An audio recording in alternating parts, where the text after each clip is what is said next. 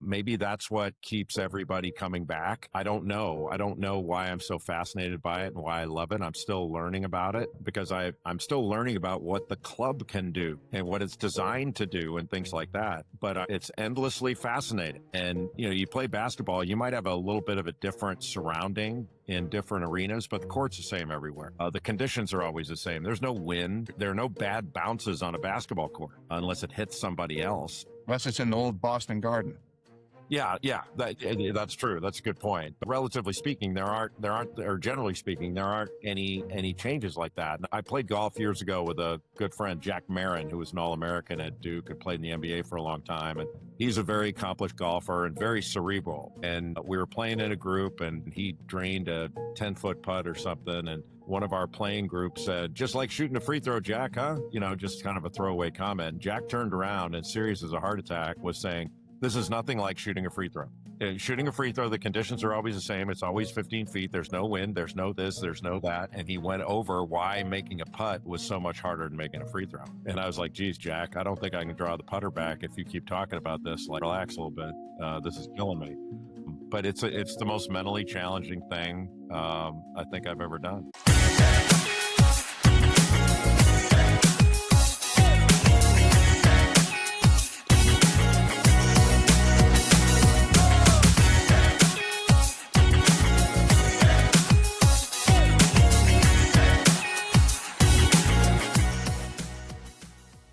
All right, we are live. I'm live here with Jay Bilas, world famous basketball announcer, amateur golfer extraordinaire, and all around very respected, great guy. Jay, thank you for making time to come on our small show.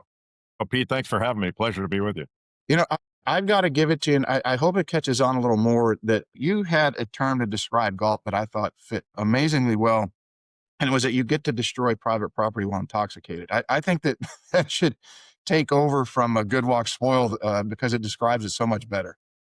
Yeah, it's such a fun social game. And I didn't play when I was a kid. I had an opportunity to, but I didn't. And I really regret that. Not because I would be better now, which I would hope I would be if you picked it up as a kid, but I think it would have helped me prepare better for failure and accept it and move on, because that's what golf's really all about is, wherever you hit it, you got to go find it and hit it again and let go of what just happened, which isn't easy for me or most golfers. Your basketball career, if I remember, you were a college or a high school All-American, very highly touted and recruited, and so on. Do you find out now that you look back and as you just mentioned, you wish you would have played golf sooner to teach you more about failure? Did you find that basketball somewhat came simple in that you were very talented, very gifted, and obviously you worked very hard to get to the level you did, but did you find that things came easier and that maybe learning more failure earlier on would have prepared you better for um, playing at the highest of levels? Let's say the NBA. I know you play in Europe, but do you think understanding that how to fail uh, would have done you more if you would have learned that sooner, as you mentioned? I think so. I don't know that it would have changed the ceiling of my career, because I think that was an ability thing more than anything. But I think just generally in life, it's hard to make an adjustment in golf. You can adjust, you adjust the way you grip the club or certain things. I'm not saying there are no adjustments made, but in basketball, if you're not hitting your outside shot, you can get closer to the basket. In golf, you still got to hit every tee shot. And and so if you're having an issue with your driver or issue with this, you got to keep going and figure it out. But I think the challenge for me in anything is, Coach K used to call it next play mentality. Whatever happened to the last play, let it go. It's not going to help you on the next play. It's going to take you out of making the next play. And I think even now for me, having worked on it a long time in golf, it's kind of hard to let go of what just happened. And but I tend to be one of those guys where I can have 7 good holes in a row, and I don't necessarily carry those with me. I hit one bad shot and I think, holy cow, it's all falling apart. It's amazing, isn't it? It's the most challenging mental pursuit that I've ever tried.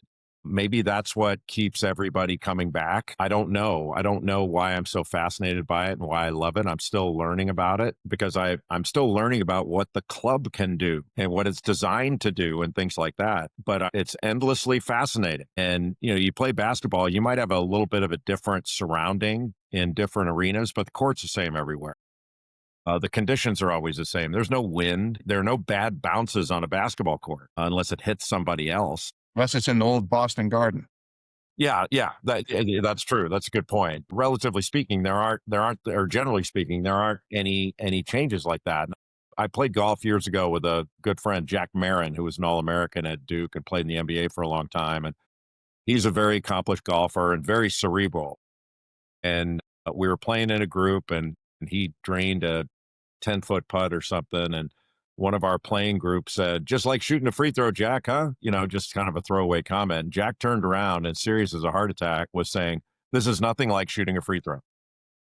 Shooting a free throw, the conditions are always the same. It's always 15 feet. There's no wind. There's no this. There's no that. And he went over why making a putt was so much harder than making a free throw. And I was like, geez, Jack, I don't think I can draw the putter back if you keep talking about this. Like, relax a little bit. This is killing me. But it's the most mentally challenging thing I think I've ever done. What was the attraction? What got you started playing golf? My friends, my dad played, but he played on the weekends if he could. But I think I never really asked him this, but I think my dad joined a country club so my brother could play. I have an older brother, Dave, who's 7 years older than I am. And my brother was a really great athlete growing up. I mean, he could do everything. Great baseball player, and he was a really talented golfer. And played in high school, played in college, just really accomplished junior. And he and John Cook used to play against each other at our dad's club in Rolling Hills, California. And that's where I first kind of held a club, but I didn't like it because it seemed like every time I went to my dad's club, somebody was telling me to be quiet or you can't walk here. And back then, in order to play, juniors had to pick the range. And I was like, I'm not doing this. Nobody ever makes me do this when I play baseball or basketball, all that. I don't have to be quiet. I'm done with this. And I got back into it because my friends played. So I probably started playing when I was 27, give or take. And it was just something that my friends and I really enjoyed doing together. And the more I played, the more I wanted to play. And you occasionally hit a good shot, and you wanted to do it more often. So that's sort of where it came from. Do you find that obviously people who you're very well known, people broadcasting takes you all over. You have a successful law career. Do you find that golf gives you a reprieve from just the stresses of life, where you can get outside, whether it's playing in the afternoon by yourself or going out to hit balls and just decompress from all of life's things that it throws at you? Yeah. I mean, I would have played basketball longer if it weren't such a physically taxing, painful thing. I played basketball recreationally after I quit playing for quite a while, but I got into my 40s. I'm like, this is too painful. I'm not Mhm. doing this anymore. And I didn't want to get hurt. Some of my friends, they'd snap an Achilles or something. They couldn't drive a car for 6 months. So like, I'm not doing that. So golf was something that I could do, and it was physical. I walk every round. If I'm riding in a cart, it's probably a charity tournament where I don't have a choice. But if I can walk, I'll schlep my own bag, caddy, you name it. I mean, my preference is to walk with a caddy because that's the most enjoyable experience in golf to me, because the caddies are just awesome, and it gives me somebody to blame, which is great. But I don't like it's a good kind of physical day, and you just get to hang out with your friends and enjoy yourself. And I don't mind the amount of time it takes. And I'm a member at Charlotte Country Club where I live in Charlotte, and we're closed right now. The golf course closed because Andrew Green is undertaking a renovation. So the range was closed all of last summer. Mm. And I didn't realize how often I went to the club just to hit balls for an hour. I love it. I just can't get enough of it. I would have to imagine Mrs. is as much in favor of that range opening soon as you are. Yeah, yeah. that you can get. She's like, "Go, I'll pay for you to go to another driving range." She's very understanding about golf to the point where she prefers that I go play during the daytime when I'm at home because I've got too much to say about how the house runs when I'm around. So she likes it when I go on road trips and golf trips, and when I take my big butt to the club every once in a while. Would you say that you're more of a serious competitor or just a casual grinder? Both. I mean, I like to play in tournament settings to see how I do. I don't think I'm conditioned to be a tournament golfer. I really enjoy playing in member. Those are my favorites where you have a partner. Mhm. But in the rare occasion that I play in a competitive event where I'm on my own, I love it. But I think I need to detach from the result and just enjoy it more and not take it too seriously. I'm still working on that. I'm only 61, so I've got another 30 years to figure it out, but I haven't figured it out yet. I can save you the time spent in the padded room with a jacket that ties behind you. You're never gonna figure it out. I've been trying for a long time. I spent enough time in that room, and finally I gave up and just enjoy, after playing competitive for a long time and falling short of where I wanted to get to, obviously PGA Tour card. When I got done playing, when I packed it in around 2006 or 7 was the last tournament I played in. Um, and this was kind of at the start of the speakers in golf carts. You could connect your Bluetooth and crank some music. And when I would come home and play in the local games, these guys would be cranking this music, and it drove me absolutely crazy. I'm like, "How can you do that?" They're like, "You okay?" "Yeah, yeah, I'm okay." But in my head, I'm like, "Are you out of your mind? You're playing music right here, playing for money and all these other things." And now, I've made the complete uh, transfer. Where I don't think I could play without having a few drinks and listen to music. And I'd much prefer to play in member guests or things like that, where I've got a friend to either chat up with or rely on because you know as you said, you can play 7 holes and it's phenomenal, and then all of a sudden it goes sideways. Well, I still consider myself a pretty good player, and it happens to me. So, like I said, you're not. I don't know if you're ever going to figure it out, and if you do figure it out, be prepared because right around the corner it's going to go sideways again. Look, Pete, I know I'm never going to figure it out, and I'm good with that. That's one of the fascinating things about the game. But where I'm really trying to get is I haven't played with as many great players as you have, but I've played with a few. And the ones that have really impressed me are the ones that you're playing with a great player like in a casual round. And everybody wants to do well. I mean, even if it's a casual round, it's not like you want to go out and not play well, but the ones who can enjoy the day, enjoy the company they're in, have a laugh, maybe have a drink, whatever. But when it's time for them to hit the ball, that 30 seconds to 45 seconds, they got to lock in and hit the ball, they do it. They can like flip that switch or whatever it is that, okay, it's time for me to perform. And really when Curtis Strange pointed this out to me several years ago, I wrote a book and I consulted him on it, and he had asked me how long in a round of golf, say you're going to shoot even par, how long do you think it takes? How much time would it take from you to get to your setup to your finish position to shoot even par?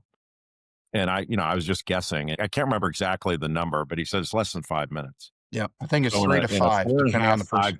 yeah, Yep. but in a 4.5 hour round, 5 minutes is all the performance. It's all the time of performance.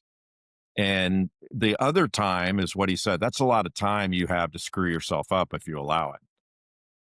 And you really thought about that. And it's true. Like you spend so much time thinking about what just happened or what may be coming up or all that. And it takes you out of all you really have to do is concentrate for 30, 45 seconds at a time here and there. But it's a difficult thing to do. And that's why the best players are so mentally tough in those instances. Yes, the very I used to call them the variables. The very first tournament that was for me at the time was a large tournament was a Florida Open. And just to give people some context, Gary Nicholas was playing in it that year, Tim Petrovic. I mean, now this is going back 25-ish, 26 years ago, down in Pompano Beach. I was leading. I'm assuming the best I could tell, I was leading by the second through the second round. Here's a nobody kid from Hilton Head, and there were some photographers that had come out. It must have been from the local newspapers on somewhere around there, but they started taking pictures. And in my head, I said, "Well, I must be leading or near the lead." And I went double bogey, double bogey. Now I'm struggling to make the cut. I explain that to people for the variables that you have to overcome along the way, but they're going to be constantly, and they're going to always be changing. You know, playing in the Phoenix Open where you've got, what is it, 50,000 people on the par three is a completely different experience than playing in your member guest where there might be 50 people. I would imagine that you playing in Cameron Indoor after playing in high school, even at the level that you played at, you had to have some adjustment period to that. And then as you play professionally, especially in Europe, I don't know if it's crazy over there then as it is now. You know, Yeah. you look at the Jokic when they asked him, how do you handle the booze? And he said, well, I played in Serbia. And they go to the flash of the craziness of the stands, but it always feels like there's an adjustment to a variable.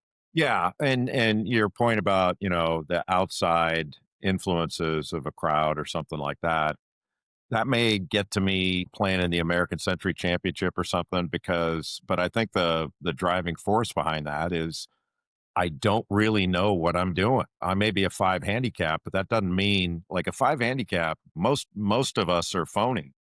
But it's true. Like, some guy gives you a putt here or there and you got to putt everything out. You're not going to shoot the same scores in those tournaments. Maybe in a round or two you will. But I think the difference is playing to your point, playing in Cameron Indoor Stadium or playing in the Final Four, or playing in front of big crowds. I felt like I knew what I was doing. And, that was my thing. Golf's not my thing. I love it, but I don't like, I don't, I'm not like fooled by thinking, okay, I've become a single digit handicap. That may make me a better golfer than most casual golfers, but it doesn't mean I'm a golfer. Like I know what real golfers look like, and Mhm. I'm not one of them. And I get that, and I'm good with that. But my thing is just trying to play the best I can, and when I don't, sometimes that gets in my way. But I need to learn to give myself a little more grace there. That I'm not this. This is not what I was trained to do. This is what I enjoy doing, and those are two different things. You know, there is or seems to be a fair amount of athletes, as you mentioned, American Century out at Lake Tahoe. A lot of athletes tend to pick up golf, usually later in their career, either when they're professional or shortly thereafter. And then so what I want to get into is some of the cross sports skill transfer, like the mental demands of tournament golf to high pressure. Let's use basketball environments because, again, using Cameron as indoor as the example, it's one of the most for outside teams. I would say it's one of the most hostile environments. Obviously, for you, it was a home court advantage. You were adjusted to it. But do you think that athletes, in particular professional athletes, will gravitate towards golf because of the challenge and they have accepted and overcome challenges to get to the level that they get to? Yeah, I think there's something to that. But I mean, if golf were only played by athletes in other sports, there'd be a lot of empty golf courses. I mean, Mhm. I think everybody that plays, not everybody gets golf or loves golf, obviously, but people that, in my experience, people that play and put a little time into it and have some sort of ability really enjoy it and get hooked on it. And, the, honestly, Pete, the pandemic kind of really saved my golf life. Mm. I was going through a back problem and it had really affected my play. And I had to make a lot of adjustments to keep my back okay. And I finally said, look, I got a problem here. And if I don't fix this, I'm done. I don't think I can play anymore. And I went to see my pro and I said, let's start over.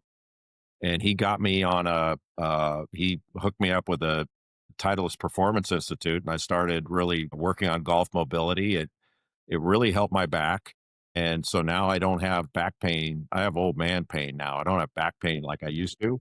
And I saw him. I went to my pro every week for a year. I took a lesson a week for a year, and totally retooled everything. And not only did it really obviously helped my game, but it invigorated this love for learning more about it and working on it and all that. And so, I mean, what I commend to my friends is, man, spend more time with your pro. Don't go in there for an adjustment and think you got it all figured out. Like, make a commitment to do that because the reason I did it, my back was part of it, but the other is like, why would I go out and pay for a round and pay for a caddy to watch me play crappy when I could pay my pro to make me better. And so I invested in that, and the payoff's been pretty significant. And I think my pro is really enjoying the new wing on his house that I put on it. I never understood why people will enjoy suffering when they're playing bad golf or they're not playing to getting to the level they want to. When for usually anywhere from 100 to $200, even if it was once a month, what is it at 1,200 a year if they're in a warm climate, that they can go in and work with somebody that's going to help them and eliminate all that frustration, or at least a fair majority of it. It's like you're investing the money into something that's going to make you feel good, that's going to give you some joy in life, but you would rather spend 500 on a driver and think it's going to change your driving instead of go get some lessons that you get 3 to 5 lessons for that amount of money. I never understood that mentality. Well, it's just ignorant. I was ignorant, and you thought you could figure it out or all that stuff, and you go see your pro and all that, and get an adjustment, and things get better for a while, and then you slip back into bad habits. But it's really just I learned so much about how the club works, and Mhm. and what it can do and what it can't. So it was extraordinarily helpful. And I think the broader point for me is it really increased the level of enjoyment that I had in the game. Now, when I go hit balls at the club, I have a plan, and my practice is better and more focused. I'm not just banging balls out there and hoping it's going to get better. I hit fewer balls when I go. If I go out there for an hour, I hit fewer balls than I used to, but everything's better about the way I practice, and it's really helped me, and I've really enjoyed it. It was really hard this last summer. I couldn't practice at all, and I think some of the results on the course were pretty easily identifiable. I think our whole club handicaps went up one or two strokes for everybody. Maybe that'll win me some more money, but I just I enjoy playing the best I can. I'm a big fan of the TPI page where they have the tour pros. And I just watched one recently. Is it Jared Allen, the quarterback for the Bills? And that was very impressive to see his physical screen. Even Dr. Rose was like, wow, this is pretty special. But it'd be cool to see you go out there and have you go through their system with the force plates and the kinematic sequence. Not that I don't want to take anything away from your pro there. Just I'm saying from a fan perspective to see you in their video library of someone, especially at your height. You're not the norm. I believe you're 6'8" ish, 6'9". 6'8". So that would be something different than the norm of they're getting your average tour pro that might be 5'10" or 6'1", and just to see the differences, that'd be pretty interesting for a geek like myself. Yeah, definitely more can go wrong, but yeah, I've done all that stuff, and it's been really helpful, and really a lot of fun. And going through the TPI program, the importance of mobility, especially hip mobility, Mhm. I had no clue it was that important, and it's just made, honestly, without getting too dramatic over, it's made my life better. Especially being pain free with my back. That's been the best part of it. I'd have to imagine with your careers, you're going to be sitting quite a bit, whether you're in an airplane or you're sitting at the courtside or you're sitting at a desk, whatever. You are going to be sitting quite a bit, as is most of America in today's world, and those hips are going to get locked down pretty quick. Is it a constant maintenance program that you're on now to make sure? I'm sure you did the hard work to get those things open. Now, do you have a maintenance program to make sure it doesn't slip back to where it was? Not only not slipping back, it's getting better because I Good. I do it almost every day. I can't do it every day. Hmm. I do something every day as far as mobility is concerned. But yeah, I work on it, and it's not just maintenance. It's I'm trying to improve it, and I have improved it. All the metrics, whether it's chest turn, hip turn, you name it, are all substantially better, and they keep getting a little bit better as I go. And I realize that 61, that's not gonna continue forever. But all I'm really trying to do, like, I'm not looking to live to be 110. All I want to do is whatever time I have left is be as healthy as I can. I mean, I don't think I hit the ball like a 61-year-old, the average 61-year-old, and I don't feel that way. But I probably would if I didn't go through this program and work on it like I have. I mean, I've got a good friend who said if you're not If you're not stretching for an hour a day, you're an idiot, like kind of at our age. And I don't know that I can do an hour every day of just sort of mobility training, but I do a good half hour every day at least. And most days where I've got the time, I'm definitely doing an hour. Yeah, it makes a huge difference, especially as you said with the back. And I've had plenty of my issues with the back, of course, hitting and playing as much as I did, and it does make a huge difference. Nowadays, I'm either doing long form these, or I'm at a desk or doing or standing quite a bit, and the hips and the upper legs and the low back, it just seems to tighten up very quickly. You I'm just in a feel similar. better. Yeah, you just Yes. feel better, and it's not that taxing. It's not like you're, running uphill with a weight on your back. It's not that difficult. You just have to do it, and once you get into it and see the benefits, then you wanna do it. It's great that you had somebody to coach you through that, and obviously you've been around some of the best coaches in the world. How does in compared to great coaches in particular compared to average ones, but how do you see that translate into golf coaching? Like Coach K, do you find a lot of the principles that he taught you for basketball can relate to golf at a foundational level? And if so, what might one or two of those be?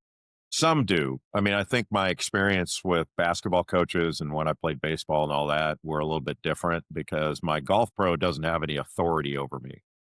I'm going to see my golf pro to help me get better and to help me enjoy the game more. And I think most of the golf pros I've worked with, especially the one I work with now, its name is Jack Fields, and he was a All American at North Carolina and just a great player. But he's a confidence giver, not only teaching you the right things to do and doing it in a sequence of where if you work on it, you're going to see gains. But I think he's a confidence giver, and I think that's what most coaches in any sport should strive to be. But it's a little bit different where, what you're doing is to satisfy a coach. So you'll be allowed to play. Like Coach K, I had to satisfy his demands. So he'd put me in the game and keep me in the game. So that's a little bit different. And Jack doesn't yell at me as much as Coach K used to. But the other difference is, and I think this is important in golf, I don't have an opponent. You may be in competition, but there's nobody trying to stop me from doing what I intend to do on a golf course. My competitor can't play defense on me and jump in front of me while I'm trying to hit my shot or all that, or physically, grab me like you can in basketball. And basketball had an opponent. And in golf, I have to remind myself, like, don't be your own opponent here. Like, you don't have an opponent. There may be somebody you're competing with and against, but there's no opponent. And in basketball, football, that stuff, you've got an opponent, and that changes the dynamic a lot. Do you see the development of trust between a pupil and a coach is and being able to turn complex situations into, let's say, actionable cues? Do you see a parallel between the two sports? A little bit. I think the one, and this is probably true of anything, but the number one thing as a golf student, I think you have to approach it with humility and when I go to see my pro, I walk in there knowing I don't know this game the way he does. And so I have to accept, like, whatever he's telling me, I'm going to do and work on it to the best of my ability. I've found that what I've been told has been exactly right. Now, maybe that's not true with every. I don't know. Maybe that's not true with every pro, but I'm not qualified to say no. This is not the right thing. Um, but working with Jack, like, he's so good at all right, this is what works for you. You don't need to in shallowing out the club. You don't need to be at 56. You're better here at 60. So let's concentrate on this and be patient. You do all these. So we have cues, and he'll ask me when I do it right, according to him, he'll say, okay, what did you feel there? What were you thinking? And we come up with these cues that I can use before I step up to the ball. I'm thinking about, centered, turn, and tempo. And the tempo thing now has become patient. Like, be patient. Once you get it up to the top, you don't have to rush it. Just be patient. And so now it's centered, like, stay centered. So there's no sway, and then make a full turn, and then patient. And that seems to work for me when I do it. And when I don't do it, I got to get back to it pretty quick, or I'm going to get myself in a problem. Yeah, you're fortunate that you have somebody that is very well versed in the details of it. I mean, I'm sure the fact that he can tell you between 4 degrees, it's like, here's a window that you can fit in, Jay. You don't have to be perfect. You can be in this window and you can play good golf from there.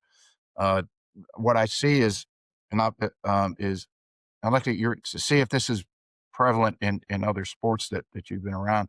In the golfing world, coaching, yes, in particular, the younger coaches tend to want to overcoach. They want to tell you how much they know, and it's. I don't think it's coming from a bad place. I think it's coming from they're so eager to help the student. Do you see the same thing in other sports, basketball, baseball? You know, you played both. Did you see that thing happen? The same concept happening in those sports, especially Yeah, as we're in the tech era? of course. I mean, there's such a thing as overcoaching and too much information. You don't want to be sort of paralyzed by thinking about too many things. So there's a difference between how you deal with a athlete who's in competition versus in practice mode where you're trying to retool something. And what I would say, like where golf coaches would translate really well to basketball, is in shooting. There are a ton of basketball coaches that are reluctant to mess with a player's shot, shooting mechanics. And I have a camp during the summer. I teach still in basketball, and my rule for players is if it's going in, I'm not going to mess with it. But if it's not going in, let's work on. And there are mechanical reasons why. Let's work on technique and mechanics and all that. I don't why would I care if you make your shots, why would I care what it looks like or that it's not some sort of textbook or all that stuff? But there are certain things you can help with, and what you're really trying to do is make it a progression where you're not overhauling everything where you ruin a player's confidence, because going back to what we talked about before, being a confidence giver is a big thing in coaching and teaching. You don't want to mess with anyone's confidence and tear that down. You want to build it up. And as long as the player approaches it with that humility, that they're willing to take guidance and correction and all that stuff, as long as they know that you're in it to help them get better. So I think that's all you can ask. Could you imagine if there were shooting coaches back then that got a hold of Jamal Wilkes? What Yeah, they would have done? that's a great example. Like Jamal Wilkes was the Jim Furyk of basketball. Mm-hmm. He wrapped it around his head, but man, that thing went in. He was one of the great Yes. shooters you've ever seen. And so why would you mess with that? Nobody would teach Jamal Wilkes to shoot it that way. And Uh-uh. I'm not sure, maybe somebody did teach Jim Furyk to swing that way. But as long as that when he's in the right position when the club meets the ball, why would you care what route it took? As long as he can repeat it and he's good with it and all that. Same thing with Jamal Wilkes. Like not everybody, work with a great basketball teacher named Kevin Eastman, and his thing was perfect your shot, not the perfect shot. If you have some mechanics that somebody may not agree with, perfect your way of doing it so that it's repeatable and reliable and you can do it under pressure, because that's basically what anything is. Your habits are what you revert to when you're under stress, and that's true in basketball, and I believe it's true in golf too. Do you did you find or do you find that basketball players, because golfers are notorious for seeking perfection, and in particular in today's era where we've got numbers and data and everything, that you're very fortunate in because I've seen this all over, most coaches, or not, I shouldn't say most, but there are a fair amount of coaches out there who would see that you were at 60 degrees instead of 56. I'm assuming that as on the plane, uh, or shallowing it out, and would either say, "Look, you're close enough," or "Let's try to get it closer." But I know there are a lot of golfers who would say, "Well, I want to get it to that 56 number," and they would just wear themselves out trying to get there. Now, I didn't play back. I would have played at Division II level. I was just burned out by the time I got to college. I didn't want to play anymore. So I never got to very high level. But you see college teams all the time. You talk to pros all the time. Pros might be a different category. That I don't know if they're going to change something at that level. I think they're crazy. But do you see the college kids nowadays, if they get with a shooting coach, if they're trying to be perfectionists the way that some golfers, it just seems to be prevalent in the golfing world where golfers want to be perfect. I never saw that in basketball. It's happening in basketball, not to the same level. I got my little There's buddy not here. quite as much data in basketball, even though there's plenty of data. There's more data than ever, so it's more data driven. Mhm. But like it's probably not the same where you have a guy who's shooting 80% and he's dying lousy to shoot 90. So he's going to change something that's going to make him a 70% free throw shooter or something like that. You do have players that are working on things in individual skill development that may not be particularly helpful in a 5-on-5 game for their team. It just depends on what you want to implement into a game. Because in basketball, every player is going to have a role on a team.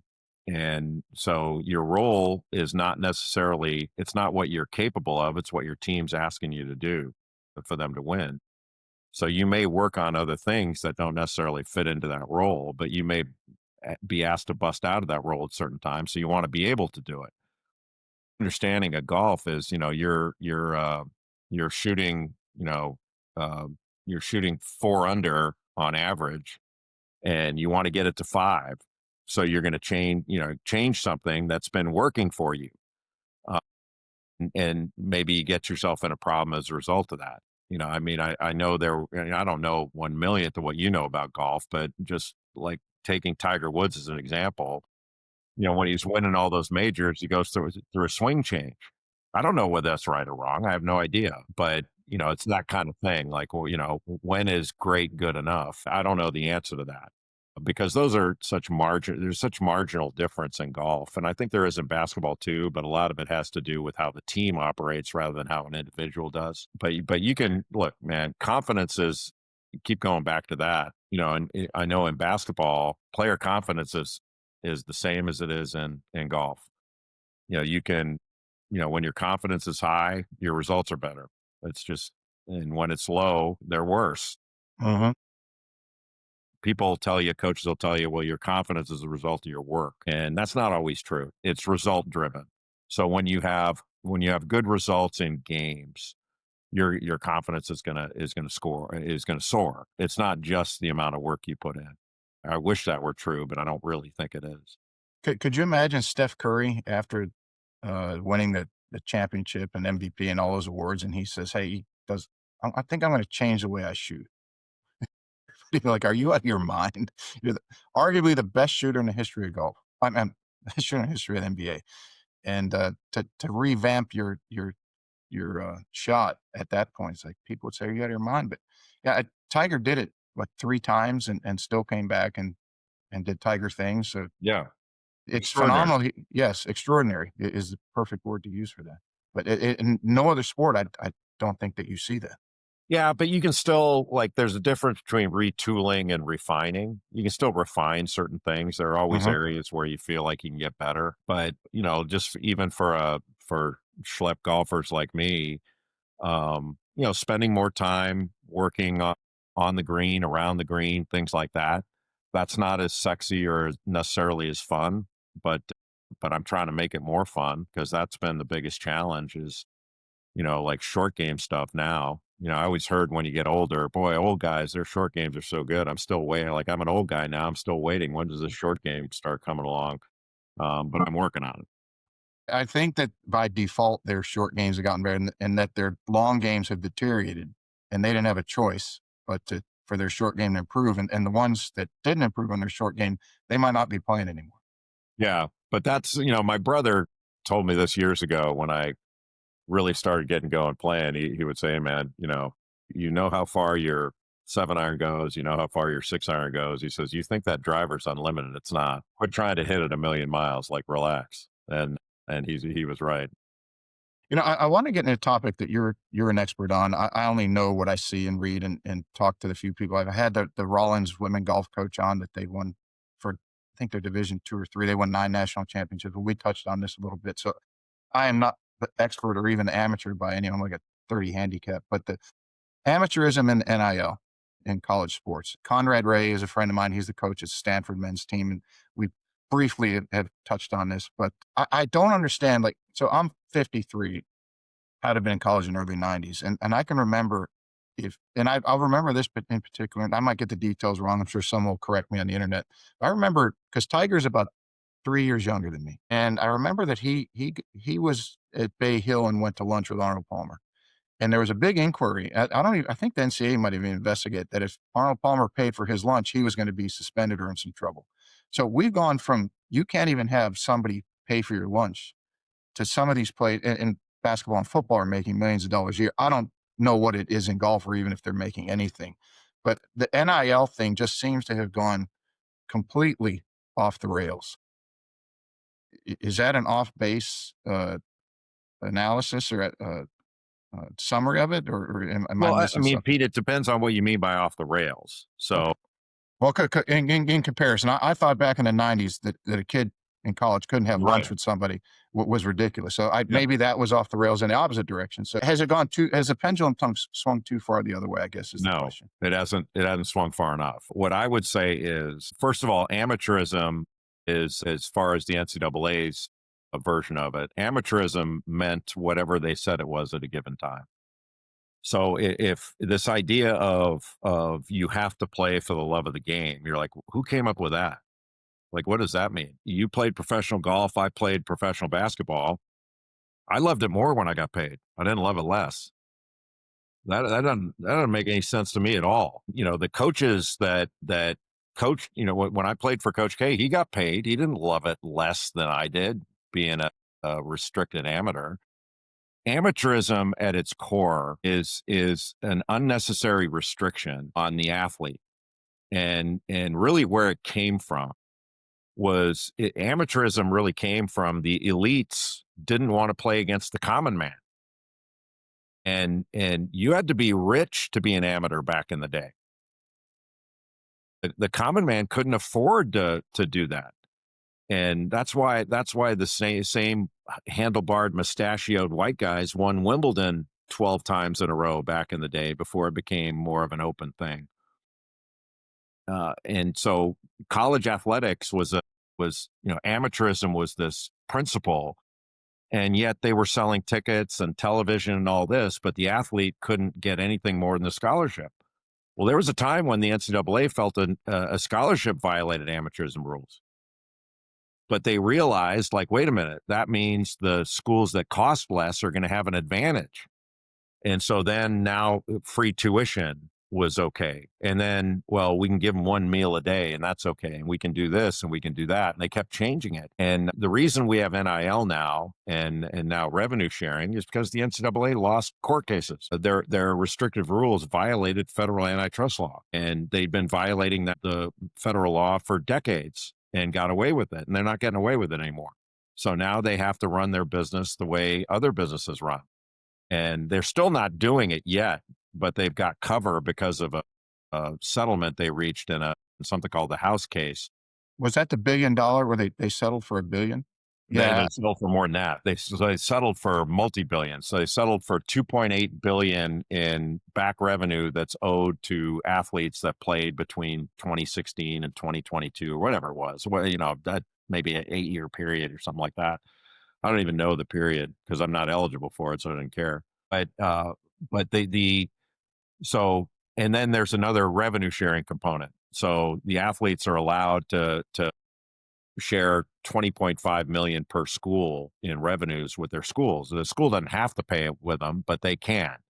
And so that's part of it. And then they have their name, image, and likeness rights. They've got their commercial rights outside of their school that they can do a commercial for, like a golfer can do a can be sponsored by Mizuno or something like that. So we're seeing a lot of that, and it hasn't affected things one bit, except for the athletes now are financially literate and they're able to build some generational wealth between the ages of 18 and 22, maybe a little bit older. And in my view, everything's better. Now, some of the old school thinkers don't care for it. They're like, I liked it better when it was restricted. And they're like, well, you're saying you would rather somebody be restricted for your viewing pleasure and for your fandom.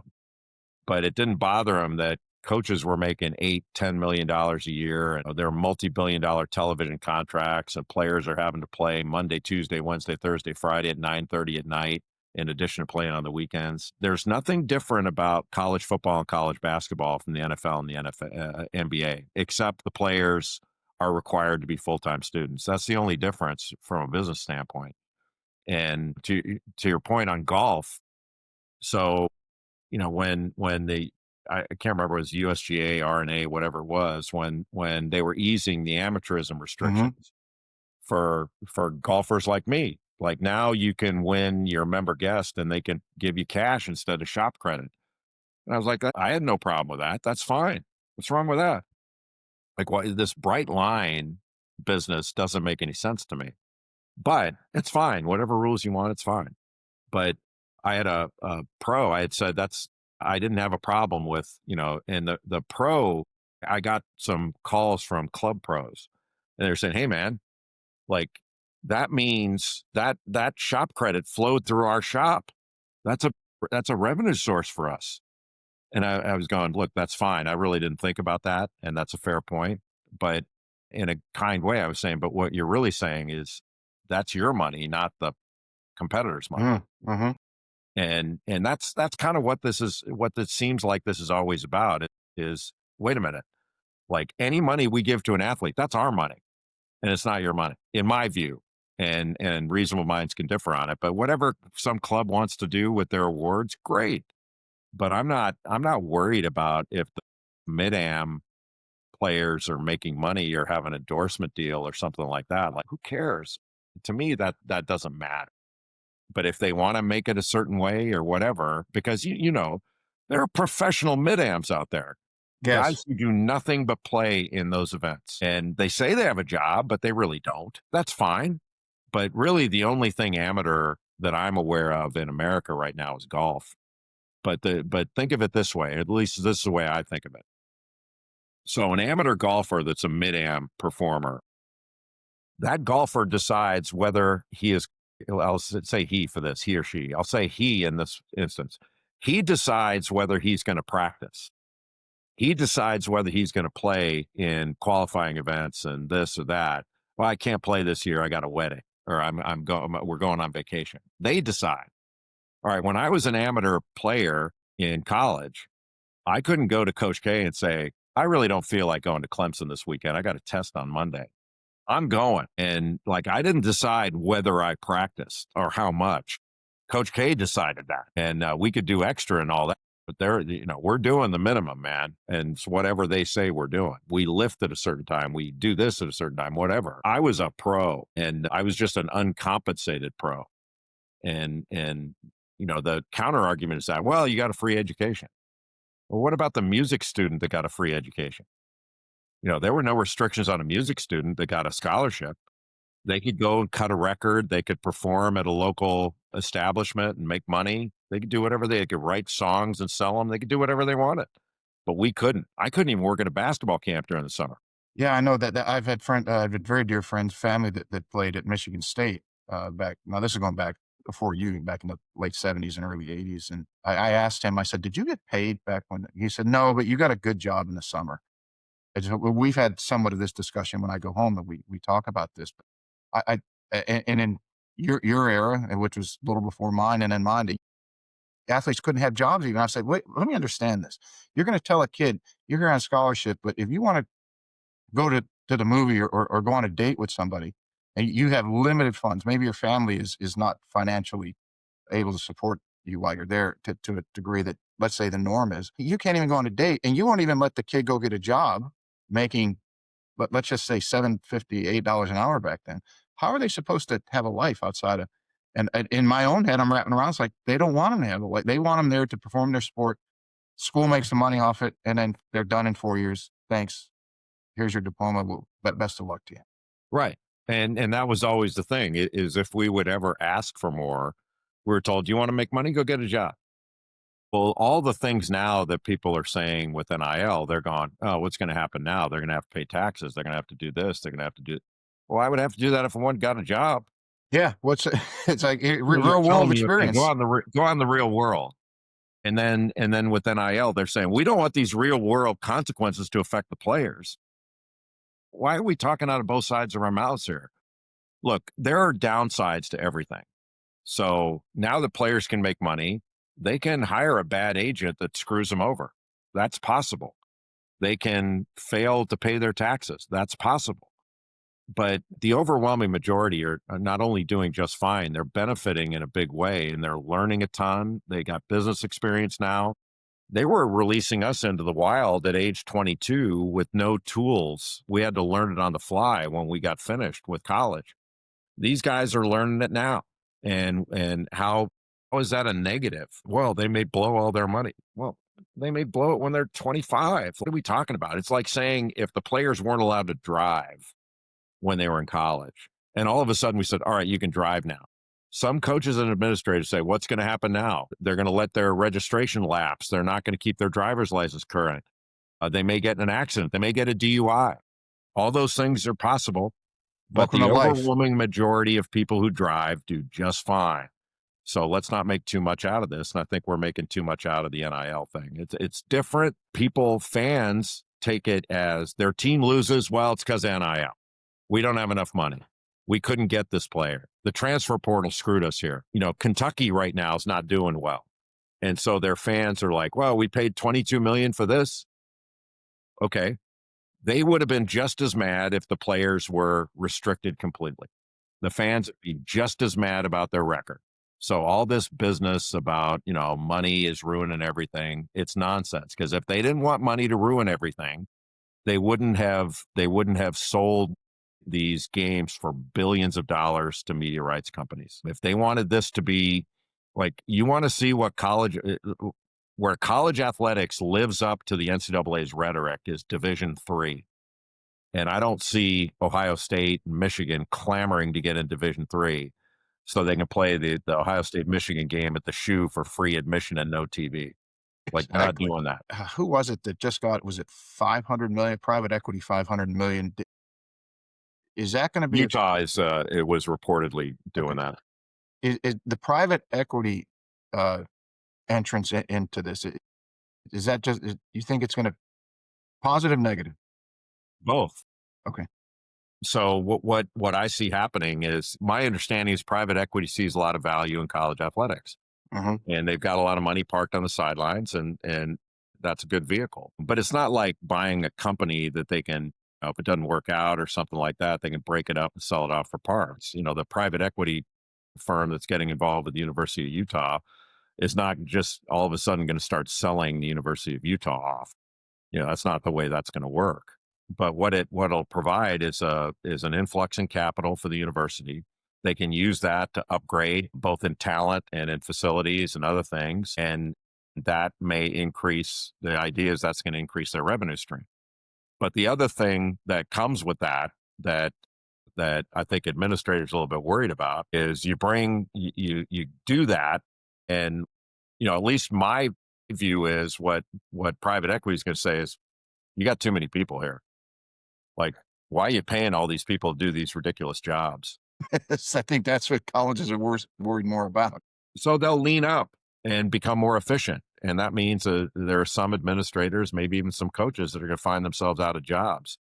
You're going to look at any team picture now, and there are more non-players in the picture than players. And like these athletic departments are bigger than the Pentagon. Hmm. And they've always had a ton of money that they could hire this guy, hire that guy, do whatever they wanted. And now they got to start allocating funds where it really counts, which is on the field and on the floor. And that's where the money is going to go. Now, and certainly it'll go to coaches and all that. It's not like ADs are going to be, selling pencils on the street. I'm not suggesting that, but they don't need as many ADs as they have, and they don't need as many people in the administration building and stuff like that. So you'll see some of that change. The only thing that I haven't, again, I don't know, I know it's barely scratching the surface of this, but as I look at it, the only, if I see a problem and I don't just know a solution, and I love your opinion on it, is when schools lose an entire team. Like, I think Baylor basketball, men's basketball, basically, was it last year before, after the tournament, didn't have a team because all the players went into the portal. Is there a way that can, there can be some sort of thing that doesn't happen, or is that, would that be restrictive of taking away, let's say, the free market and the rights of the student? But how do you somewhat protect it? There has to be some integrity somewhere, from both sides. A little bit of a give take, I would have to. Yeah, and right now the take has been all on the NCAA side. There's zero give and all take. So is there an answer to that? Absolutely. You sign the players to long-term contracts, have buyouts in the contracts, things like that. Same thing they do with coaches and administrators. They all have contracts. The problem is the NCAA does not want the players to become employees. They're deathly afraid of that. Why? I'm not really sure. I mean, these universities have 30,000. Like I went to Duke, it's got 30,000 employees. Another 600 is not going to crush them. But, they don't want to mess with the Fair Labor Standards Act, the National Labor Relations Act, things like that. So they're willing to live with this sort of non-chaos situation where they complain about it. And look, Baylor, maybe other schools, they lose their entire roster, but they got another one pretty quick. They're not. It's not like they didn't field a team, and they field a top 20 team in basketball every year. May not be as palatable as it used to be when the players were restricted and couldn't go anywhere, or they'd have to give up a year of their lives. The transfer portal has become an issue, and I get it. But what the NCAA is really trying to do is they want Congress to come in and give them an antitrust exemption so they can continue to restrict the players and restrict what they earn. Wow. And I don't think that's going to happen. It may, maybe it'll work out for them. But one of the things that I had posited was, okay, if the Fair Labor Standards Act is an issue or the National Labor Relations Act is an issue, instead of giving a serial antitrust violator, the NCAA, an antitrust exemption, which is like giving a bank robber the keys to the bank, why don't you just exempt the athletes from the Fair Labor Standards Act and they can sign as independent contractors?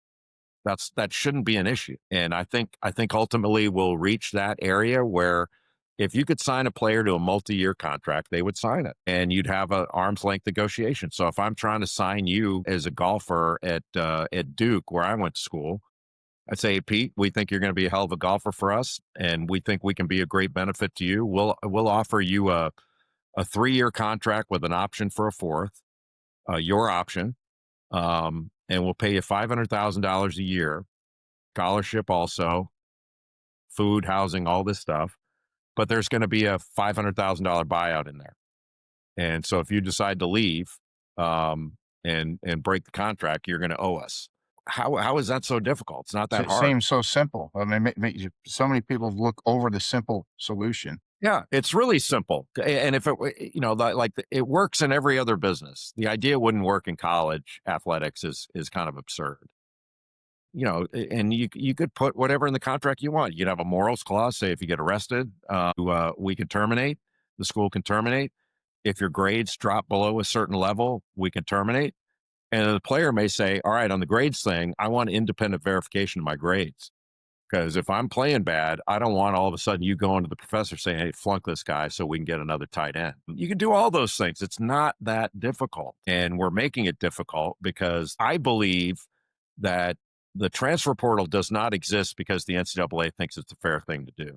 It exists because they were getting killed in court and they had to do it. And the only way for them to get out of this and have it be, sort of more structured is to sign these long-term contracts with players. But they do not want the employment thing with athletes. And there may be reasons that are compelling. I haven't heard one yet, but fine. But they're going to Congress and they're spending an enormous amount of money lobbying Congress for this antitrust Wow. exemption. And they may get it. There's something called the SCORE Act. There are all sorts of laws being proposed, but none of them have really gotten anywhere. And one of the things I was talking to an administrator about the other day is I said, hey, wait a minute, like, be careful what you wish for here, because if Congress passes a federal law that's going to preempt state laws around the country that says the athletes are going to be restricted to a certain amount, do you think they're going to leave your salary alone? Like, do you really think that? You think they're not going to say, okay, well, we're going to restrict the players, but we're also going to put a limit on what coaches can make? We think it's ridiculous that Lane Kiffin's making $8 million and he's going to break his contract and go. And we think it's ridiculous that people who claim integrity, the college presidents, are raiding each other's institutions and tortiously interfering with their employees' contracts, that being the coaches. Yes. Nobody seems to have a problem with that. And that happened. That's been routine in college sports for decades. But boy, anybody talks to a player and it's tampering. It's absurd. It contradicts itself at its base level. It just seems like the NCAA trying to hold on to full authority, full power, and they want complete control over every kid, every team, the institutions, and they don't want to give that up. Yeah. but they've had to give it up in a lot of instances. But Rightfully so, in my to opinion. get, in my opinion too, but to get here to where we are now, it's been a decades long fight. It's been lawsuit after lawsuit, and The then O'Banion one was the first one, wasn't it? that was one of the big ones. Yeah, Yes. O'Bannon won a case over name, image, and likeness. His image was being used in a video game, and there were a lot of players that was happening to the players who were currently playing and then ex players. And so the NCAA was basically selling their image without their permission and without their compensation. And their thing was, well, you should be happy to be in this game. What a great thing for you. And you're like, wait a minute, like NFL players get paid for being in those games, and NBA players, like, why wouldn't that be an issue? So that was the first one. There were a couple other cases that were really important in getting to where we are now. But and then now the NCAA says, well, we need federal legislation not only to, like you were saying before, to have better structure, but also to eliminate these lawsuits. And, look, I mean, it may be a little bit snarky for me to say this, but my thing was like if you want to eliminate antitrust lawsuits, then stop violating antitrust law and they all Mhm. go away. That's the best way to do it, not get special protection from the federal government that they don't give to any other industry. Could you imagine if they did that in any other industry? We'd be screaming at the top of our lungs how unfair that was. In my own mind, it's a great segue for. I'd like to get your thoughts on the PGA Tour live, what let's call it a controversy. Because if anybody, you were on Five Clubs with Gary Williams, and I know you participate. I love his show. I think it's great, and I know you participate in it as a host. This summer, you guys discussed this. At least on, I'm sure you had further discussions. That he's a friend of yours, but my view of this, of the live, or the reason that I don't mind live outside of the moral issue. I think you had a great description of the moral issue, and then you have the finances, if I'm not mistaken. But from a business perspective, and someone who, again, I didn't get my tour card. I came close a couple times, but had friends that played the tour. You can't tell players that they're independent contractors, and then you can't, and then have rules in place, and then not abide by your own rules when they want to go play overseas in the offseason, like this time of year, for example. And this was very happening quite often when I was playing early 2000s, mid 2000s, and I'm sure it was happened before and it's happened after. I know Mark Lie's been on; he's talked about it. He wasn't getting his releases in the early 80s to go play. Back then, I think it was the Scottish or Irish Open. So I see some similar parallels that the PGA Tour didn't have any competition in the same way that the NCAA really doesn't, unless the kids go play pro or they go play in Europe, which isn't, in my mind, a competitor. The PGA Tour is now accountable in some ways that they have to do some things, and I think they have, to that they are not the only game in town anymore. The players now have options, or at least it seems so. The argument that they used about the original argument was it's about honor and integrity. And then they went and they were trying to make deals behind closed doors and telling the players in the public other things. But those two things don't match. You can't say honor and integrity and then go do something behind a closed door, even though I don't think it materialized. But that's enough of my opinion. I'd like to get your opinion, not only as an attorney, but as a golfer and someone who enjoys the game and follows it.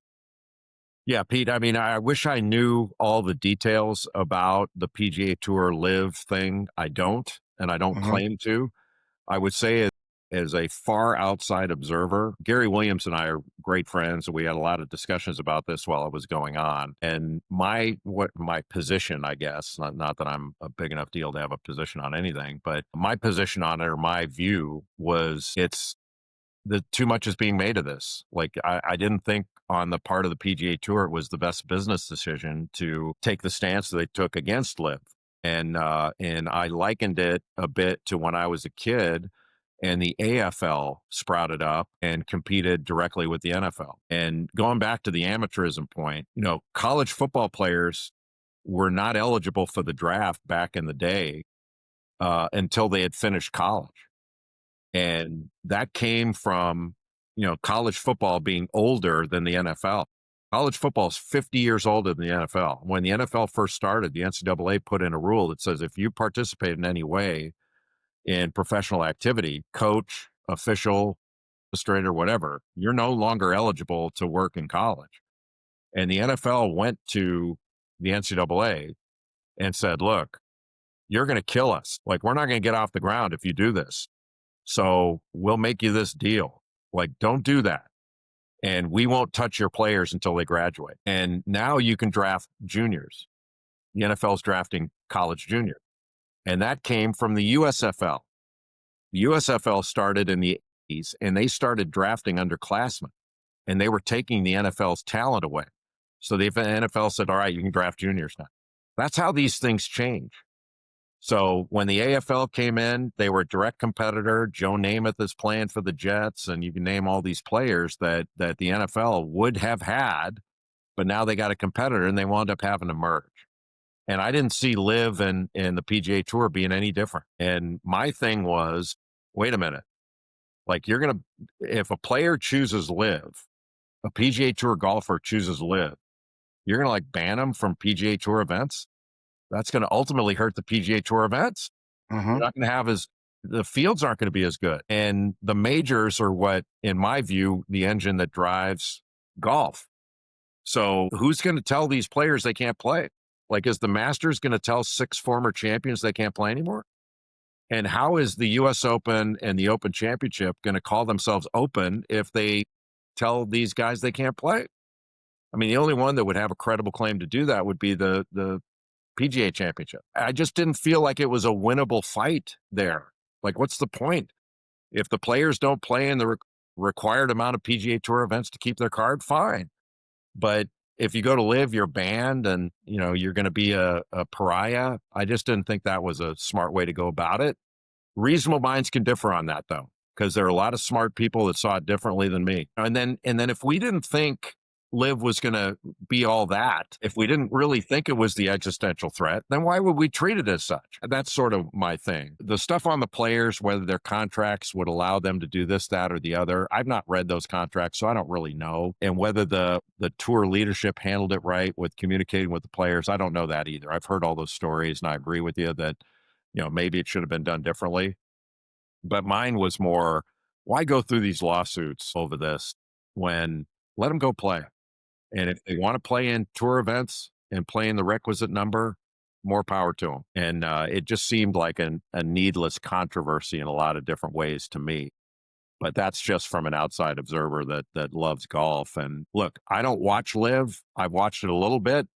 It's distracting to me, honestly, because it looks like I'm watching CNBC. There's too It much on does. the screen, Yes. and I don't really understand it. But man, I'll watch somebody hit golf shots all day. If it's just that, I love doing that. But I'm going to gravitate. I'm a traditionalist. I'll gravitate toward watching tour events. But why would we compromise some of these other things? I didn't really get that.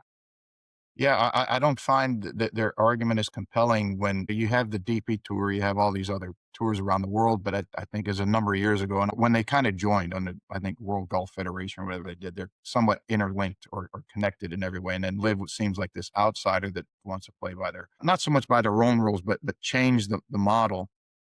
I guess it was based off what some players thought they wanted. But what a lot of people forget is, and I just finished reading the book Rainmaker.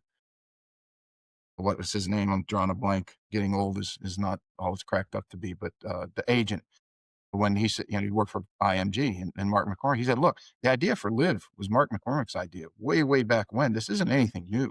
And Greg Norman kind of took it when he wanted to rekindle it, and then obviously the Saudis had made it a reality. I understand that I would like to ask the brass at the tour headquarters, what are you afraid of? Are you afraid of a mass defection of players that they're going to run to go play around the world? I don't think they're going to want to do that. There's a few, of course, that have done it, Well, that's but exactly what they're afraid of, in my view, is that this was an existential threat, that you were dealing with an entity that had unlimited funds. They didn't need to do well. The funding was going to be there. And so, yeah, I think there was a lot of concern that there was going to be so much money thrown at the players that they couldn't say no. And I felt really badly for some of the players that were kind of caught in between in a time crunch in between like the end of their PGA Tour life before their Champions Tour life could begin. Like, what's Graham McDowell supposed to do? Say no? Like, of course exactly. he's going to go. And like, I think it's great for him. And what a stand up guy. Like, who doesn't like Graham McDowell? Hmm. But one of the things that I found really interesting is like the response to this, that now we have premium events where, the top players are going to compete for the money and everyone else is kind of on the outside. And it's making it a little bit of a tiered system. And of course it should be tiered lower where, but the golf is a meritocracy where you gotta Yes. win to make money. But for the players that are on the back end of the 125 that have a tour card, that's a that's not the easiest life. And in the NBA or the NFL, they negotiate so that everybody's kind of taken care of. So there are minimum salaries and then there are maxes. Now, the players who are max salary players could certainly argue, hey, I'm worth more than this. But they're willing to be limited collectively because the bottom end of the player pool is getting taken care of to an acceptable level. And in individual sports like golf and tennis, I'm not sure that that's thought about or executed as well. And I do feel for those guys. I mean, the five first five that are out of their tour card after Q school or however they're determining all that stuff now, they'd be big earners in the NFL or the NBA.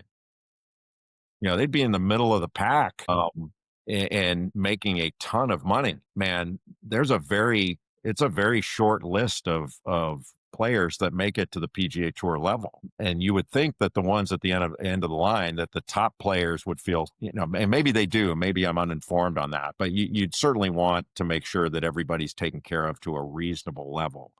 But I don't know all the details on that. Maybe that's happening. I just don't get it. No, and what they've done with the Champions Tour is similar where they're restricting it. It's like they're insulating, and this goes for anybody who's studied economics. They only pass more laws and restrictions in industries to insulate the people who are already at the top. They don't want the competition coming in to change the entire dynamic and possibly put them out of business. Now, I'm not saying it's that drastic for golf world, but the Champions Tour, and I always use the example, in my opinion, the heyday of the Champions Tour was probably through the late 80s through the 90s, when you had all your big names, of course, that probably played a big part of that, but you also had the Larry Lorettis and the Jim Albises, Tom Wargos, all these guys that were good players that never made the tour and worked in the club business, but now that they were 50 plus, they qualified, and they made it very interesting because they showed it that almost regular type, not full-time tour guys, could win on that tour, and it just made the story that much better.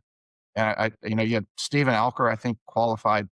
Obviously, he tore the Champions Tour to pieces the last couple of years, but Jason Kieran, I think, got in through a Monday or somehow played his way in. And now there's no more Mondays. All of those things are being eliminated, and you're only protecting a certain small amount of the group, which is great for them. I'm sure that's what they push for at tour headquarters. But what I think people who are making the decisions are losing track of the fan portion and what pushes the game and grows it.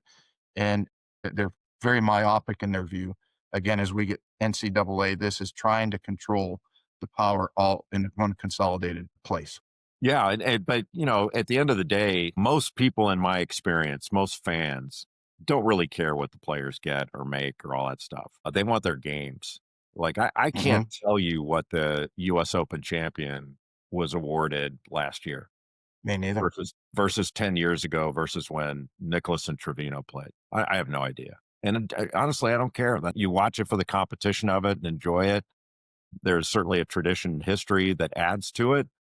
But the way I look at some of this stuff, and when the NCAA used to say, "Oh, you start paying the players, fans are going to turn away." Like this amateurism component is part of the fabric of this, and you're like, "No, it's not." It's BS. Yeah, it was BS. Like the game's more popular now than it was when the players were restricted, and ratings are up, everything's up. So that was nonsense. But I don't remember how many years ago this was. The NFL officials were fighting for their pensions and compensation, and I can't remember whether they were on strike or got locked out. I think they got locked out. And I was watching early season NFL stuff, and the officiating was an issue. It was horrible.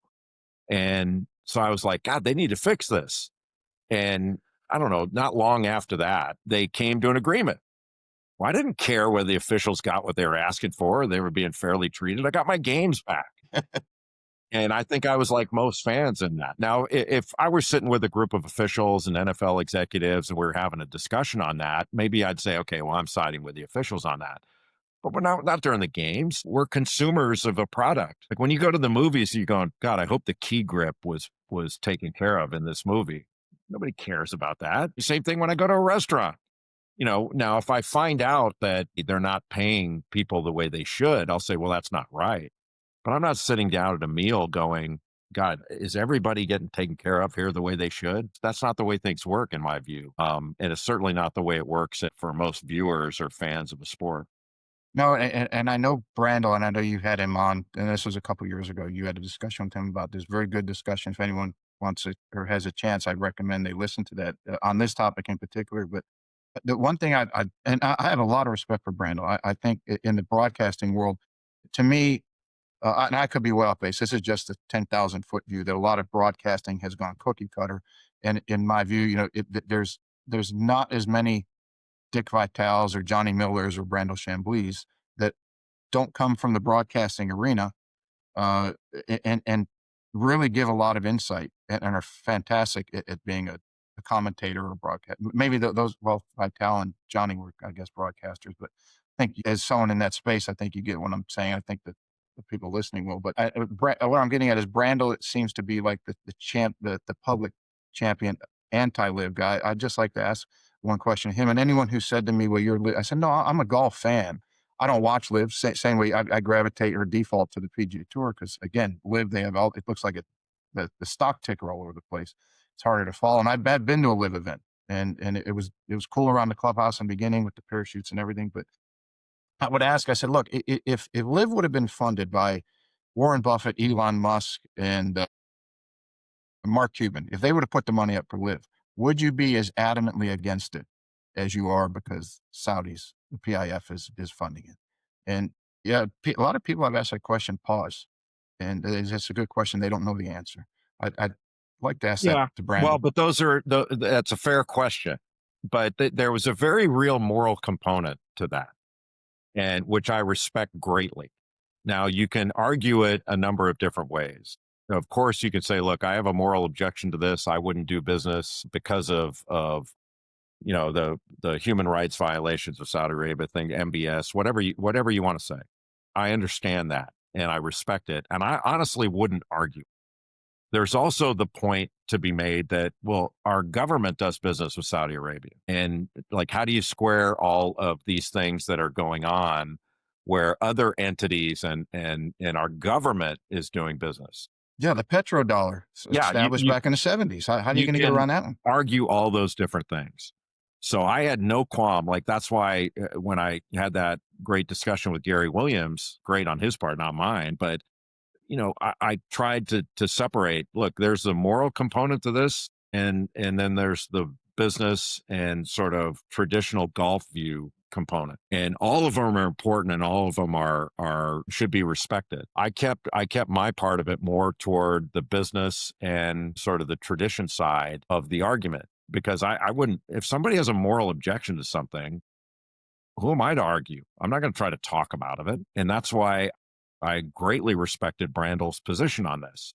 He's not wrong, but if certain people make a decision, um, like Harold Varner decides to go, or Brooks Koepka, or what, they're not bad guys because they decided to make that decision. And how many among us would say no to that sort of opportunity? Now, if you can say, all right, I'd say no, that's fine, but they didn't.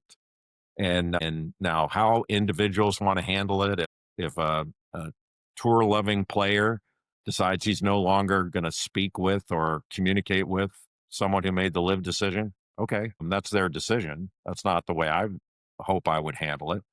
But and we can certainly question, like, what were the motivations behind Greg Norman doing this or all that. You can like or dislike it, but at the end of the day, it was happening. Hmm. It's not going anywhere. They're It around. wasn't, yeah, it was happening. And now it doesn't seem like it's as big of a threat as it was before. What if the players decide they all want to come back now?